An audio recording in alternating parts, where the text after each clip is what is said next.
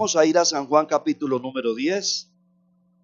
El tema para hoy es nuestro pastor. Este es un capítulo muy famoso. En sí el Evangelio según San Juan es muy famoso en toda la literatura secular. Es más, en lo que es evangelización se aconseja regalar Evangelio según San Juan. Es el más sencillo en cuanto a la comprensión bíblica, es el más sencillo. Es un manual para evangelizar. Tiene promesas grandiosas. Este capítulo 10 es muy famoso porque es el capítulo del gran pastor, del buen pastor, del obispo de las almas, el gran sacerdote, el gran Señor, el intercesor, el buen pastor. Se llama Jesús. Se llama Jesús. Antes de seguir adelante, yo quisiera saber si nos visita alguna familia, alguna persona hoy a las 11, viene por primera vez a esta reunión. Allá tenemos un amigo, aquí tenemos otros, miren, tenemos más amigos, allá tenemos más, veamos hermanos, aquí también, miren. ¿Cuántos dan un aplauso de bienvenida? Bienvenidos. Bienvenidos. Ahí les van a entregar un material de nuestras reuniones. Gracias a Dios. Por ahí me decía Walter que llamó a alguien pidiendo urgente oración por familiar que está en el hospital. Ahí estamos orando al Señor por él también, al Señor. Entonces, vamos a seguir adelante. San Juan capítulo número 10. Entonces decía que este evangelio es muy sencillo. Se recomienda a los que inician la lectura de la Biblia, se recomienda que lean el evangelio según San Juan, primeramente, en primer lugar, leerlo sistemáticamente. O sea, cuando sistemáticamente es que uno debe aprender a leer la Biblia. La Biblia es una biblioteca completa. O sea, con la Biblia se pueden llenar bibliotecas completas de tomos de ella. Así que el leerla de manera paulatina es que usted va leyendo un capítulo, 2, 3, y cuando no va a leer más, deja la seña para seguir. Porque así es que usted tiene la comprensión de la Biblia. Leer el Evangelio de San Juan y entenderlo es muy importante. Luego va a entender San Mateo, San Marcos, San Lucas y todo el Nuevo Testamento. Se aconseja que uno debe empaparse bien del Nuevo Testamento. Cuando hay gente que empieza a leer por el Génesis o Números y encuentra ya Levíticos y ollas y platos y cucharas y dice, ¿y esto qué? Casi no entiende nada. Porque hay muchos libros de la Biblia que son tipos, símbolos de las cosas que van a suceder más adelante. Así que el Nuevo Testamento es esencial en el aprendizaje de la Biblia. La Biblia es una. En el Nuevo Testamento encuentra el Antiguo. O sea, ya se encuentra explicado, para hacerlo más sencillo, se encuentra los tipos y los símbolos se encuentran ahí ya. Por ejemplo, usted lee San Juan y encuentra el cordero. Pero si va al Antiguo Testamento, el cordero era un animalito que era sacrificado. Éxodo capítulo 12, por los pecados de una familia, del pueblo. Pero ese no era el fin de todo, era el comienzo. Estaba señalando a un corderito que era Jesús, el buen pastor, que iba a dar su vida en la cruz por todos nosotros. Así que ya en San Juan está revelado el corderito de Dios, que no es un animal, sino un hombre que se hizo, un Dios que se hizo hombre y habitó entre nosotros, Emmanuel, y que trajo la salvación y la redención. Y todos los que creen en Cristo no tendrán perdición, sino que tendrán vida eterna en Él. Ese es el Cordero de Dios, el buen pastor. Lo que quiero enseñar hoy es a decirles a ustedes que usted y yo podemos aprender a discernir muy bien la voz de nuestro pastor. Diga conmigo, a discernir muy bien la voz de nuestro pastor, que se llama Jesús. ¿Cómo se llama? se llama Jesús. Entonces van a ir conmigo al verso número 4 del capítulo 10. Dice, y cuando ha sacado fuera todas las propias, va delante de ellas, y las ovejas le siguen, porque conocen, diga conmigo, conocen su voz. O sea, las ovejitas conocen la voz de su pastor, del Señor Jesús. Voy a detenerme un minutico para que podamos nosotros revisar lo que es ser oveja del Señor, ovejita del Señor. O más bien, para que nosotros recordemos que somos hijos de Dios. Diga conmigo, hijos de Dios. Ustedes saben que no todas las gentes son hijos de Dios. No todas las gentes son hijos de Dios. Claro que usted se va a encontrar con personas o aún familiares que le van a refutar eso. Y le dice, ¿cómo no voy a ser hijo yo de Dios? Entonces, ¿soy hijo de quién? Y se enoja. Uno tiene que tener sumo cuidado cuando evangeliza. Hay gente, sí Señor, sí, usted también es hijo de Dios, no que uno por eso pelear. Pero entre nosotros, no todos son hijos de Dios. Y les voy a decir por qué. El Señor dijo, id por todo el mundo y predicad el evangelio a toda criatura. San Marcos capítulo 15, el que creyere y fuere bautizado será salvo. Mas el que no creyere será, diga, condenado. Así está. Si todos fueran hijos de Dios, hubiera dicho, vayan por el mundo y le predica el evangelio a mis hijos. No. Toda la raza humana es creación de, diga conmigo, creación de Dios. Creación. Una cosa es ser creado a la imagen de Dios y otra cosa diferente es ser hijo. Les doy otra referencia, en San Juan también, capítulo 1, verso 11. A los suyos vino y los suyos no lo recibieron. El verso 12. Mas a todos los que lo recibieron, les dio potestad, poder, diga conmigo, de ser hechos hijos de Dios. Vamos entendiendo la Biblia. Porque es que yo soy pastor y predicador, enseño la Biblia.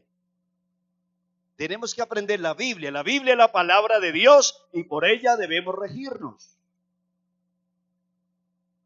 Algo más, la Biblia dice en Romanos 10:10, dice, con el corazón se cree para justicia. O sea, a mí me convencen, alguien me evangeliza, me convenció y luego yo debo hacer la otra dinámica y es abrir mi boca y voluntariamente recibir al Señor.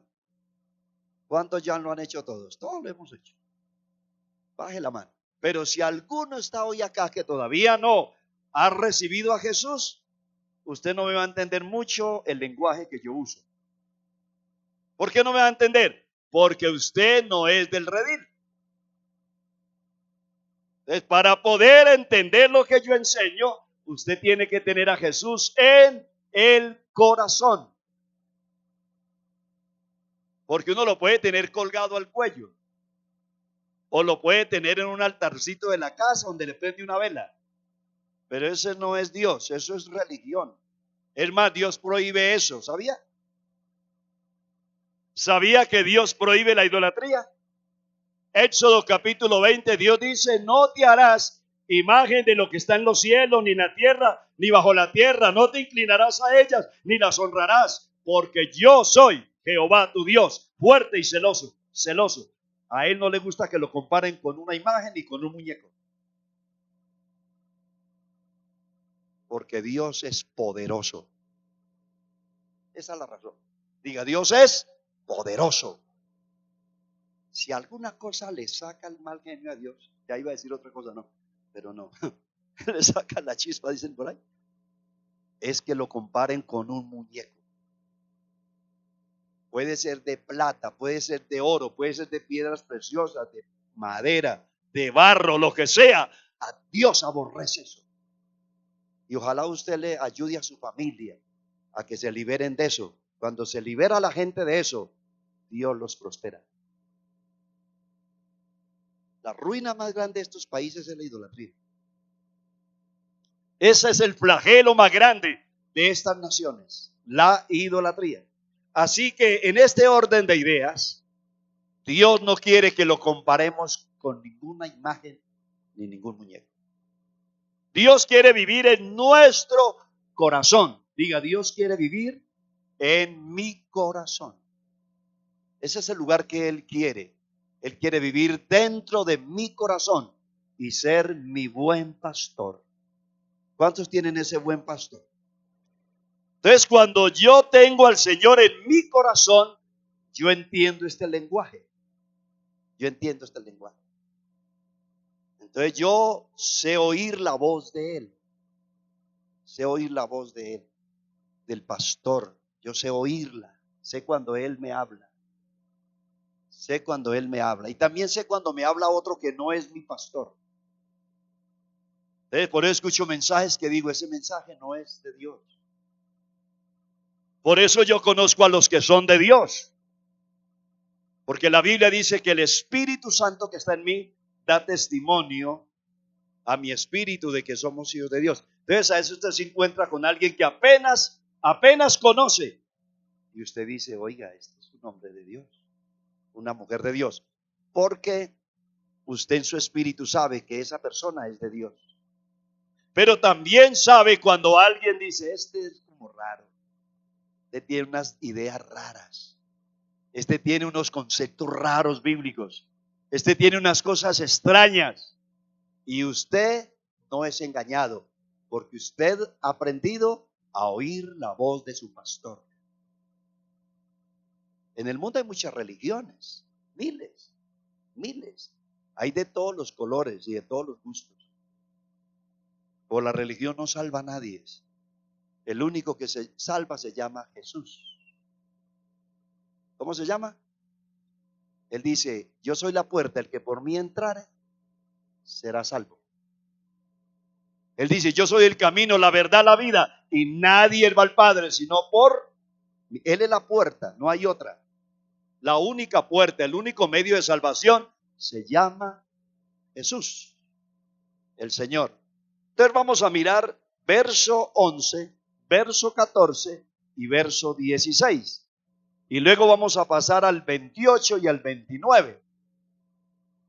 Y vea lo que dice el verso número 11.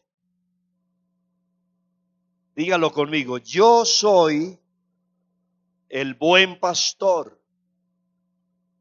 El buen pastor su vida da por las ovejas. Dígalo conmigo. El Señor es mi buen pastor y su vida da por mí. Ahora, ¿cómo se interpreta esto? Su vida da por mí. El Señor no va a morir cada día por usted, ni va a morir cada semana, ni cada año. Ese es otro engaño de la religión, que hacen todo un show completo cada año de la muerte, de la resurrección, como si cada año Él muriera. El Señor murió una sola vez. Él murió una sola vez. Y Él ahora está a la diestra del Padre, lleno de gloria, lleno de poder. Él está allá para cuidar sus hijos, para interceder por ellos, para estar pendiente de cada una de sus necesidades. Entonces aquí cuando dice que Él da la vida, porque la declaración es da la vida. El verso 11 dice, yo soy el buen pastor y da su vida, o su vida da. La palabra su vida da habla de una declaración presente. O sea, no habla de una declaración pasada ni futura, sino presente. O sea, el día de hoy, el momento de ahora. Usted lo lee mañana y dice su vida da. Lo lee pasado mañana, su vida da. ¿Sabe lo que quiere decir eso? Que el Señor está pendiente de todas sus necesidades ahora. El Señor no es ajeno a sus lágrimas. El Señor no es ajeno a su enfermedad física. No, Él no es ajeno a eso. El Señor no es ajeno a su angustia familiar. El Señor no es ajeno a su cansancio, ya sea emocional, ya sea físico. A veces hay decaimiento físico, a veces hay decaimiento emocional. O sea, hay tantas luchas. La vida ciertamente no es fácil. Lidiar con cosas y con situaciones no es fácil. Por eso Él dice, su vida da. En cada momento, en cada segundo, el Señor está pendiente de su vida, pendiente de mi vida, pendiente de mi familia, pendiente de mi proyección. Dios me acompaña de día, de noche, en la ciudad, en el campo. Él cuida de mí. Lo que quiero decirles es que hoy el Señor cuidará de nosotros y hoy Dios y mañana siempre Él nos va a levantar.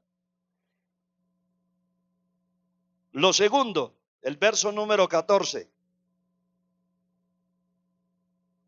Léalo conmigo. Yo soy el buen pastor y conozco mis ovejas.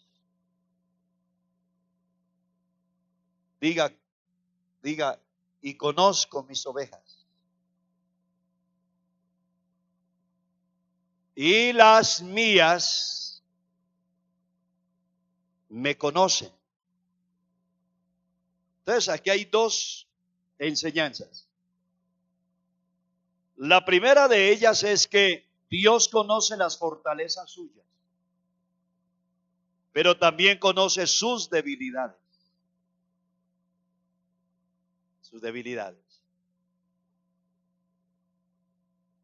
Él conoce las buenas inclinaciones suyas, pero también conoce las inclinaciones que son negativas. Él conoce todo de mí. Es más, Él me conoce más que la compañerita que Dios me dio. Háblese la esposa, el esposo, los padres, los hijos, las gentes que más tiempo viven con nosotros. Él nos conoce mejor que la familia cercana.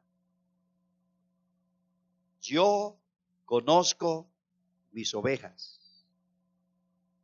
Puede ser que la debilidad mía sea y a veces desfallezco en la fe. Dios conoce que yo desfallezco a veces en la fe. Esa es una debilidad que yo tengo. O decía en la reunión anterior, o de pronto Él sabe que yo soy de mal genio. Entonces, Dios dice, mi hijo es de mal genio. A veces como que se le sube el apellido a la cabeza, ¿no? Y se dice locuras. Él conoce mis debilidades, pero también Él conoce mis fortalezas. Él dice, a pesar de que es de mal genio, me ama y no me deja. Y a pesar de las luchas, siempre está ahí. A pesar de que a veces duda, no tiene la fe suficiente, de todas maneras, no desmayas, sigue adelante. La Biblia hay uno en especial llamado Tomás que era incrédulo, pero amaba a Dios. A pesar de la incredulidad, amaba a Dios y seguía al Señor. Su debilidad era la incredulidad, pero a pesar de la incredulidad, amaba a Dios. Y por eso le dijo al Señor, Dios mío y Señor mío. Cuando el Señor le dijo, sé creyente, no incrédulo. Amaba a Dios. Jonás, por ejemplo, era un hombre que amaba a Dios, pero era, ¿cuál es la palabra? Voluntarioso o rebelde en la obediencia. Pero la rebeldía de él no era porque él no amara a Dios, sino porque él era un gran patriota. Y el pueblo de Nínive le había hecho mucho daño a Israel, había hecho mucho daño. a las familias, habían hecho tantas cosas perversas. Y él, como sabía que Dios era tan bueno y tan misericordioso, dijo, capaz que voy y les predico, se arrepienten y los perdonan. Entonces él dijo, pues no voy, y no fue. Le tocó ir a las malas. Amaba a Dios, a pesar de que él era, ¿cómo? Rebelde al mandato de Dios. No porque no amara a Dios, sino porque él no podía concebir que Dios perdonara a alguien tan malo. Hay gente muy mala, pero si se arrepienten antes de morirse, se salvan. Se salvan. Y llega usted al cielo y véase que fue bien malo, que salía en los periódicos lo peor, y allá coronado de gloria. Usted dice, oiga, ¿me devuelvo o sigo? Diga, Dios es amor y misericordia. Entonces, en ese orden de ideas, hablando de la conocencia de Dios, Dios conoce y sabe bien lo que usted va a hacer mañana. Él sabe eso, Él sabe lo que va a ocurrir en un año, en 2, en 3, Él sabe todo, Dios sabe todo, Dios conoce todo de nosotros. Pero en ese principio de conocencia, de Dios conocernos, cuando Él dice que Él nos conoce y conoce todas nuestras debilidades, Dios se ha propuesto, oiga bien, Dios se ha propuesto con usted y se ha propuesto conmigo en fortalecer las áreas débiles y hacerlo muy fuerte. Diga conmigo, hacerme muy fuerte. Hay un clásico, diría yo, o un ejemplo hermosísimo, y es el de Moisés. Moisés era de mal genio. Era de mal genio Moisés. Moisés tenía poder intelectual.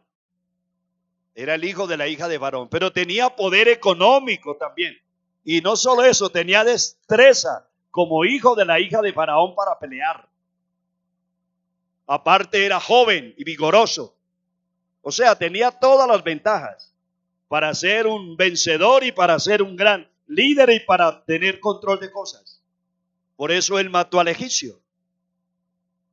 Porque él quería liberar a Israel como fuera. Lo mató.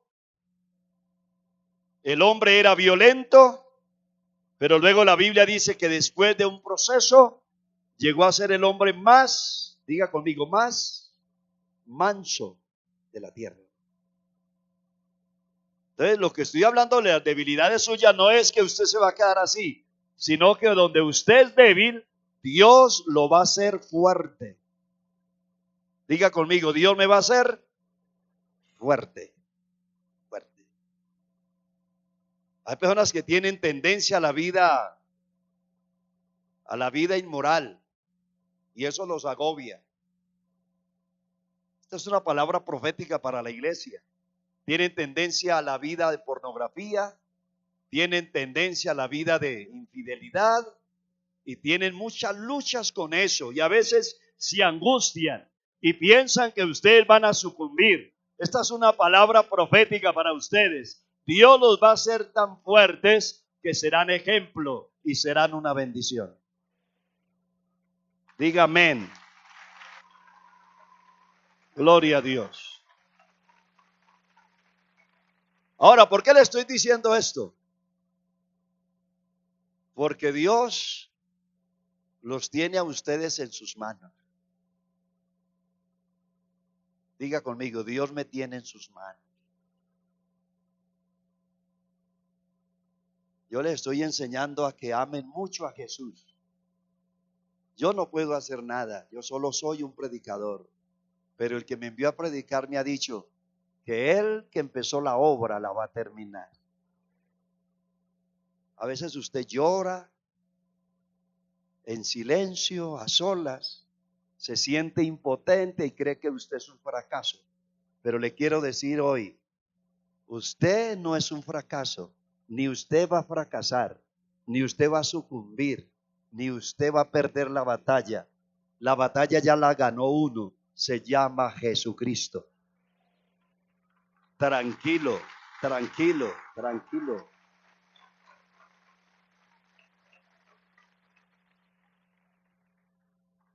Tranquilo.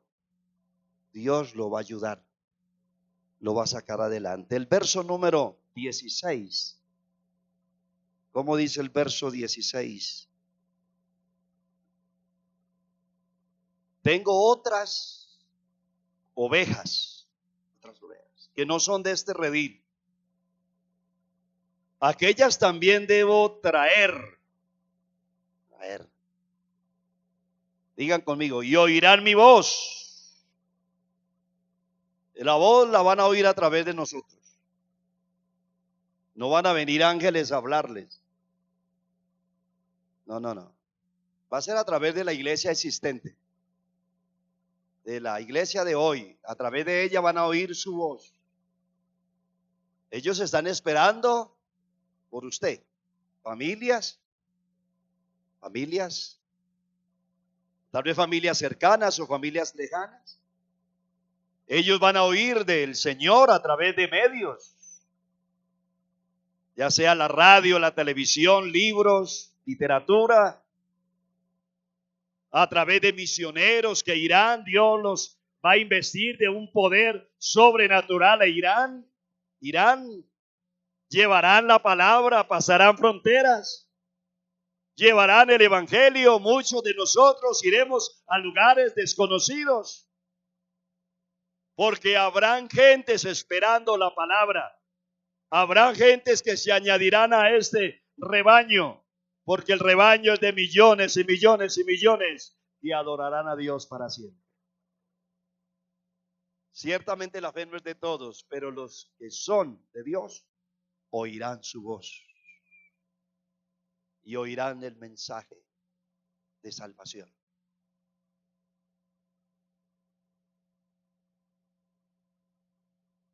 Algunos escritores dicen que cuando hablaba de ese otro rebaño que oirán su voz, hablaba de los gentiles que aún no habían conocido al Señor.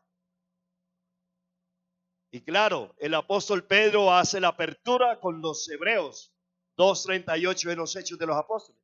Y luego hace la apertura con los gentiles en Hechos 10, con Cornelio, predica, ellos reciben el Espíritu, son bautizados en agua y empieza la apertura para los gentiles. Luego viene el apóstol de los gentiles, el apóstol Pablo, para llevar el evangelio hasta Roma y al mundo de ese entonces conocido. Y desde ahí para acá, el evangelio ha sido predicado en los 4 rincones del mundo y hoy se predica en toda parte, porque el rebaño de Dios ciertamente es muy grande, que adorará a Dios para siempre. La iglesia es muy grande, muy grande.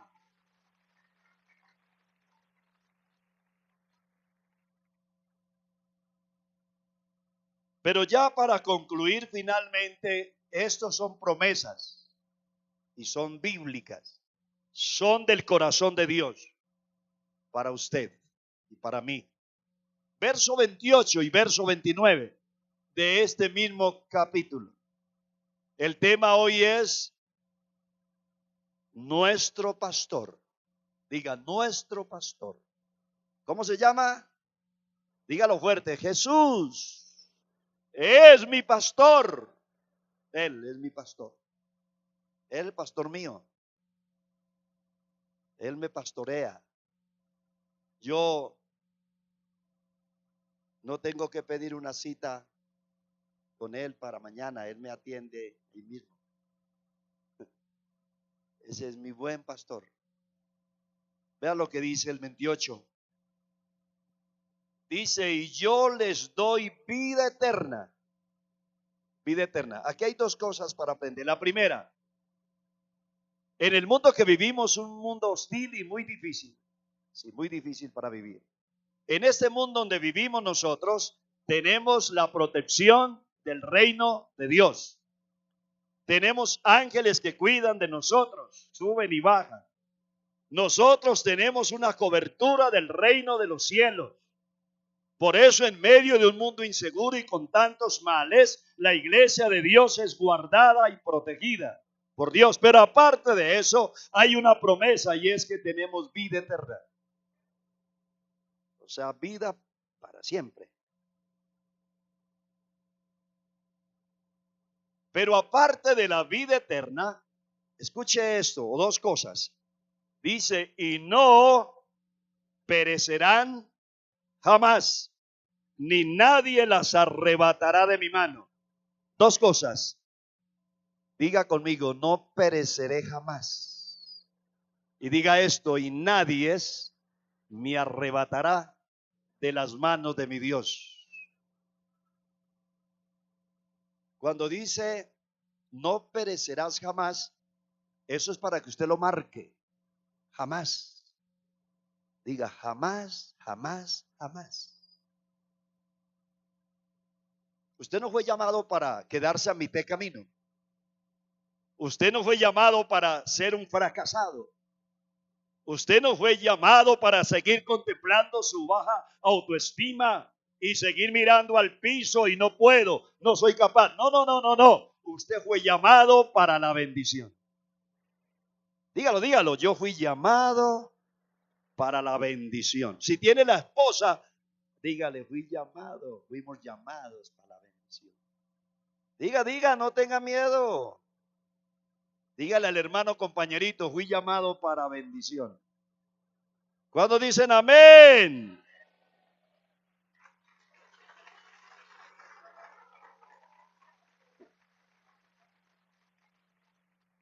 Así como dijo alguien, esto es cuestión de tiempo. Tranquilo, si hoy está enfermo, mañana está sano. Si hoy tiene problemas, mañana no, porque usted no va a estar metido en problemas diarios. Dios lo va a levantar. Y acuérdense del mensaje ahora 8 días. Que cuando Dios nos levanta, nosotros, como somos agradecidos, adoramos a Dios. ¿Qué hacemos? Adoramos a Dios para mantenernos arriba. Porque eso es lo que Dios quiere, que usted se mantenga en bendición. En bendición. Así que el Señor dice dos grandes verdades en este verso.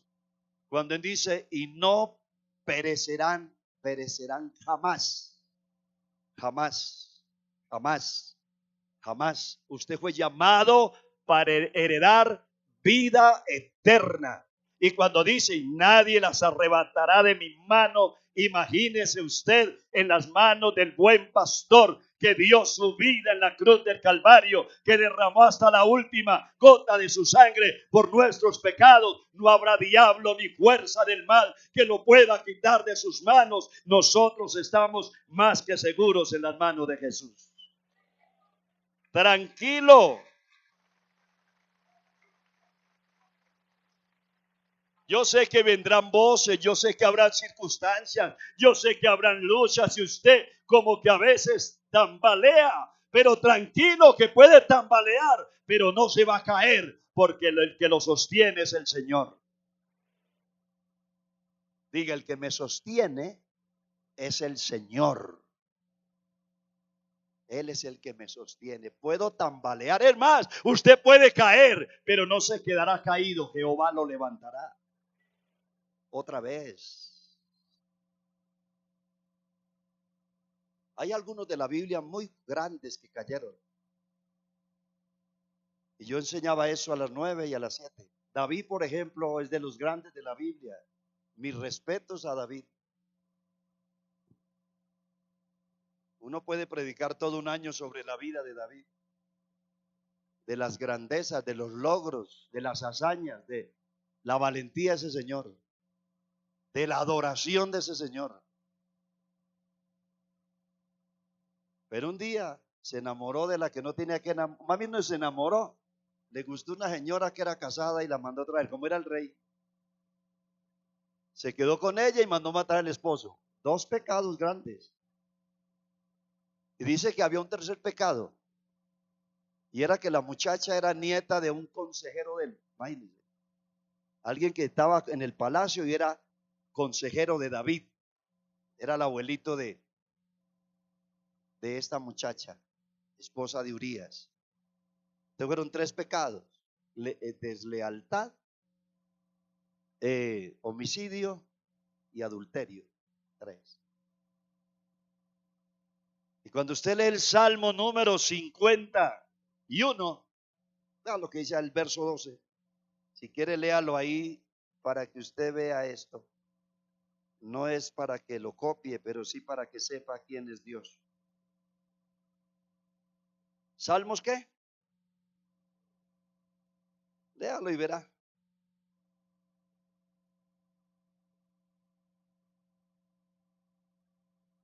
Este es el salmo de el dolor de David.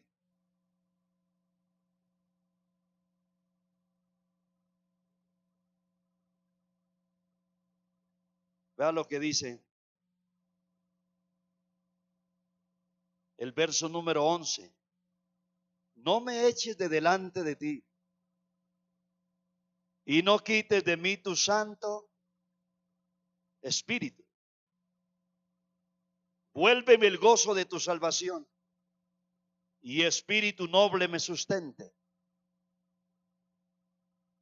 A pesar de que David había cometido tan grave error, no había perdido el Espíritu Santo. Aún no. Había perdido el gozo de la salvación, pero no había perdido aún el Espíritu Santo. ¿Sabe por qué? Porque la Biblia dice no perecerá jamás. Usted dirá, bueno, entonces uno puede pecar y no le va tan mal. No le va tan mal, léalo. Léalo. Jamás, escuche esto, jamás de los jamases el pecado será gratis. Jamás será gratis. El pecado siempre traerá dolor, vergüenza. El pecado traerá estancamiento. El rey David dice que mientras callaba y gemía se secaban sus huesos. El pecado envejece prematuramente. Es más, el pecado puede acortar los días.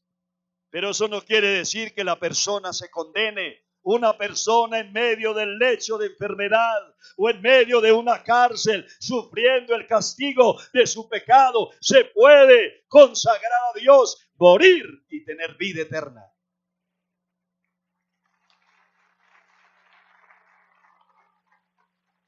Mire lo que estoy diciendo. La salvación no se pierde tan fácil, pero las consecuencias se pagan. ¿Las qué? Se pagan. Y Dios no ha dejado al culpable, jamás lo ha declarado inocente sin pagar el precio de su pecado. Sansón fue un hombre que libertó a uno de los jueces de Israel, un hombre muy usado por Dios, lleno del Espíritu. Y claro que él no se perdió, claro que no lo pudieron arrebatar de las manos de Dios, era salvo. Pero ¿cómo murió? Ciego. ¿Cómo murió? Ciego. Le sacaron los ojos vivos. Vivo. Claro.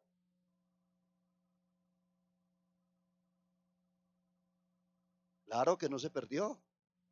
Porque la Biblia dice que cuando estaba con los filisteos y estaban celebrando y se estaban burlando de él, del gran Sansón, del hombre de la fuerza descomunal, y se reían de él y hacían burla de él, él le dijo: Señor, te ruego que el Espíritu vuelva una vez más sobre mí y que alguien me acerque a las columnas. Y Dios le contestó. Y vino esa poderosa unción descomunal de ese hombre. Y dice que fueron más los que mató con el edificio que los que mató en vida. Y se vengó de sus enemigos. pero murió antes de tiempo y murió ciego. Claro que no se perdió, se salvó, pero le tocó pagar el precio de su desobediencia. Uy, me están escuchando, ¿no? ¿Cuántos quieren la bendición de Dios? Es mejor que nos consagremos. Diga, es mejor consagrarse. ¿Cuántos quieren consagrarse a Dios? ¿Sabe lo que ofrece la consagración a Dios? Diga, vida en abundancia. Diga, vida en abundancia. San Juan 10, verso 10 dice, el ladrón viene para hurtar, para robar, para matar, pero yo he venido para que tengan vida en abundancia. Dios quiere salud para sus hijos, quiere que sus hijos vistan bien, coman bien, viajen, amen a Dios, prediquen la palabra, tengan todo lo necesario y anden como príncipes y princesas de Dios, con la frente en alto, creyendo en el Dios todopoderoso y diciéndoles a las gentes, Cristo es la única esperanza.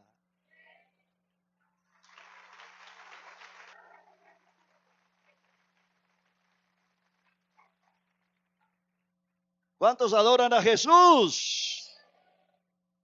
Dios quiere que usted oiga su voz. Cuando sea por ahí tentado, busque ayuda de Dios. Y si con Dios no puede, busque un amigo cristiano consagrado para que lo ore. Lo unja con aceite, le eche un tarrao encima que lo libere. Lo guarde de no caer en desgracia. Diga gloria a Dios. Voy terminando, vea, en San Juan 10, verso 29. Ahí voy a terminar. ¿San Juan qué?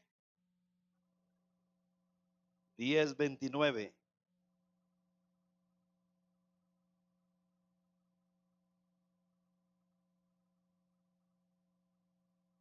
Entonces me corrió 29, ¿no? Ahí ya termino. ¿Cómo dice el verso número 29? Mi Padre que me las dio. Yo ya no tengo tiempo de explicar esto, pero esto es maravilloso. Mire, cuando Dios hizo a Adán, vio que no había algo que fuera muy especial o idóneo para él. Entonces ahí fue donde Dios se le ocurrió la hermosa idea de Eva. La hermosa idea. La creación de Dios es perfecta. Y entonces Dios llevó a Adán a un profundo sueño, le sacó una costilla, luego cerró. Y cuando Adán despertó tenía la hermosa Eva con él. ¿Cuántos aman sus esposas? ¿Cuántos aman sus esposos? ¿Cuántos aman sus hijos? ¿Cuántos aman la familia? Eso es lo mejor que tenemos. Con todas las luchas, lo mejor que tenemos es una familia. ¿Saben ustedes que algunos escritores dicen que cuando Jesús fue 3 días a la parte más profunda de la tierra, se habla del Hades, el Abadón, bueno, habla del infierno, habla de esos lugares oscuros? Dice que cuando el Señor llevó al Señor allá, Jesús, Dios el Padre, en ese tiempo le hizo la Eva al Señor. Cuando Jesús resucita, ya el Señor le tenía la novia, y la novia somos nosotros. La novia somos, diga, la novia soy yo. ¿Cuántos son la novia del Cordero? Él le hizo la novia. Y ahí empieza el proceso de la iglesia desde que Jesús resucita. Entonces mire lo que dice, mi Padre que me dio la novia, yo lo escribo así, me las dio o me los dio, habla de las ovejas.